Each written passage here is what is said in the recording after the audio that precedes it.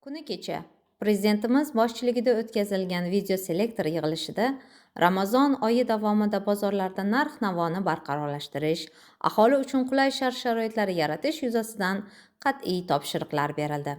Mazkur topshiriqlar ijrosini ta'minlash maqsadida Kogon shahridagi Sohibkor dehqon bozorida Ramazon oyi arzonlashtirilgan yarmarkasi tashkil etildi.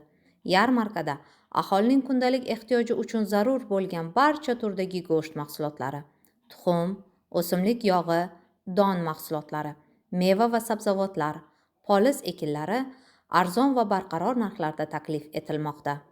Tashkil etilgan Ramazon oyi yarmarkasidan Kogon shahar aholisi hamda mahsulotlarni arzonlashtirilgan narxlarda yetkazib berayotgan tadbirkorlar mamnun.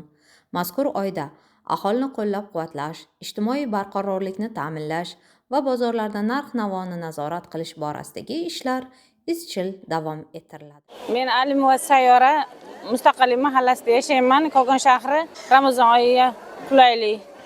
Juda yaxshi.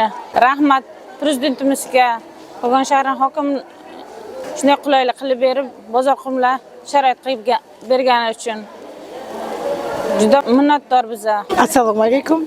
Meni familiyam Guseynova Zemfira Ablaqulovna. Kogondanman. Bozorga keldim. Bozor katta, odamlar ko'p, narsasi ham ko'p, arzon bo'lgan. Ramazon yarmarkasiga kelinglar manga. Men Islomova Nodira.